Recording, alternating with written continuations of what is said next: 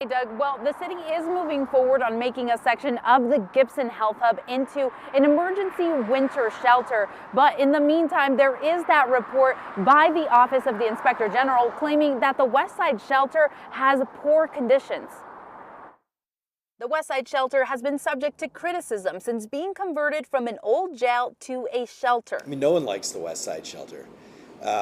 We never would have put a shelter out there. That was literally the only facility Albuquerque had when we came into office, and it was only open in the winter and at night. Recently, the Westside shelter became subject to an investigation by the Office of Inspector General. It looked into claims that the shelter would not pass a fire inspection, had broken showers and kitchen, bed bugs, and is not compliant with the Americans with Disabilities Act. The report did find multiple fire code violations and broken showers, but not in all areas. The OIG's report did actually indicate that the showers that were non-functional are in areas where we're not housing anybody.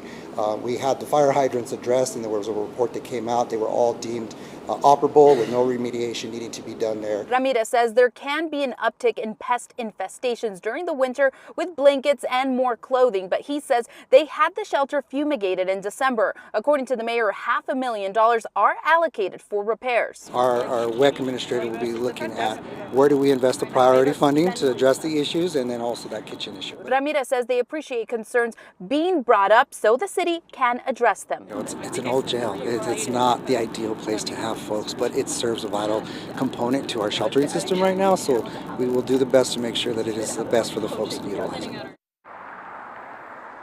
Now, according to that report, they did not find ADA violations since the shelter's building was built before certain current ADA regulations. Reporting live, Stephanie Muñiz, KOAT Action 7 News. The report recommends the city should have more pest control services at that facility.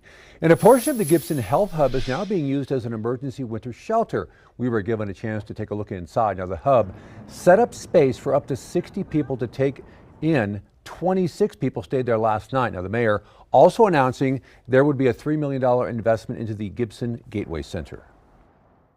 In 2023, we should reach half capacity. We should be helping at least 500 people a day at this facility. Entry into the winter shelter is by referral. People are picked up by shelter workers there and given dinner. The shelter has 2 separate spots for men and women.